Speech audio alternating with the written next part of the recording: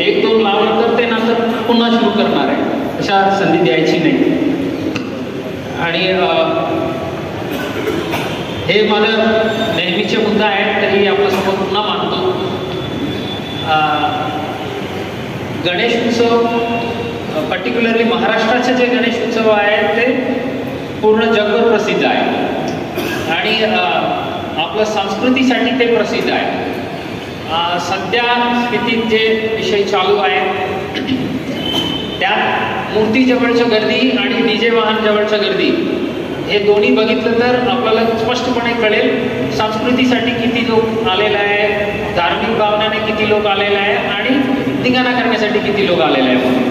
So आपलं मंडळला तुम्ही एक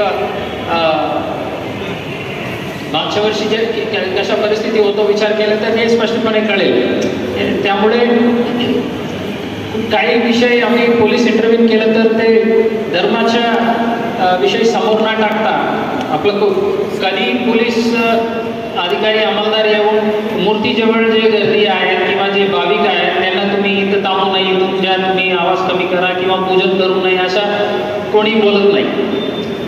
आमचा प्रश्न फक्त डीजेचे आवाज किंवा तिथं जे ठिकाणं होत आहेत त्यावर आहे. त्यामुळे आता आपल्यापैकी काही सिनियर लोकांनी, ज्येष्ठ नागरिकांनी चांगला मुद्दा मांडलेला आहे आणि स्ट्रॉंगली त्यांनी सांगितलं आम्हाला हे डॉल्बी नको म्हणून. सर्व चांगल्या गोष्ट सुरुवाती करताना आम्ही गणेश पूजन करून सुरू करतो. आता हे गणेश उत्सव दरम्यान आम्ही निर्णय घेऊ ना. आता आम्ही तयार आहेत, जे 2 बेस 2 टॉपचे जे होतं आम्ही अगोदर पण बोललो होतो, पुढच्या वर्षी आम्ही 1 बेस 1 टॉपच करणार आहे, ते हळूहळू कमी करत येणार आहे. आता आपल्या सर्वांच्या सामत असं तर गणेश उत्सवापासून सुरू करू. स्त्रियांपेक्षा मोठा संधी काय म्हणणार आहे आम्हाला चांगली गोष्ट सुरू करायला. आता सोलापूरकरांना करा आवश्यकता आहे, हे जे आवाज विरुद्ध आवाज उठवायची वेळ आहे. हे आता असं काही शांतता समिती बैठक झालं, असं काही संधी मिळालं सर्व भाषण करण्याला तेव्हा वेगळं भूमिका आहे. रोडला मिरवणूक सुरू झालं तर वेगळं मिरवणूक आहे. आता मी कोणाचं नाव घेणार नाही, इथं भाषण देणाऱ्यांच्या कोण आहे साहेब, आता जरा उत्साहात आहे, थोडी वेळ थांबूया, आणखी बाजू द्या.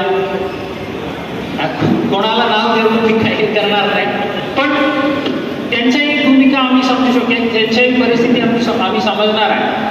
पण ओव्हरऑल पूर्ण शहराचा निर्णय घेणे आवश्यकता आहे. आम्ही सर्व निर्णय घेतलं तर ते छुटपुट जे 10-12 जण आहे, 100 जण आहे, ते काही मोठी गोष्ट नाही हँडल करायला. आता एक छोटी उदाहरण आहे. दुसरी आहे, पोलिसांना सहकार्य करा. आता नजीकच्या काळामध्ये एक कार्यक्रम होतो, तिथे जे गर्दी आलं त्यात एक डीजेवाला पण आलं होतं, म्हणजे काही कार्यकर्त्यांनी डीजे आणलं होतं. आपल्यापैकी एक वरिष्ठ अधिकाऱ्यांसोबत जरा आमचे अधिकारी अंमलदार आहेत त्यांच्यासोबत उजेड घातलं होतं. त्यानंतर आम्ही भाऊनी सांगितलं ना नंतर गुन्हे दाखल होत आहे, काय फरक पडणार आहे. नंतर गुन्हे दाखल झालं, ते तपास दरम्यान निष्पन्न झाले ते डीजे वाहन जे होतं ते चोरीचं झालं. आता नंतर गुन्हे दाखल झालं पण वाहन गेलं, नंतर गुन्हे दाखल झालंही नुकसान होणारच. सो आपल्याला सर्वांना नम्र विनंती आहे, पोलीस अधिकारी अंमलदार किंवा होमगार्ड जे कोणी आपल्याला सूचना देत आहे ते तुमच्या फायद्यासाठी आहे, शहरासाठी आहे.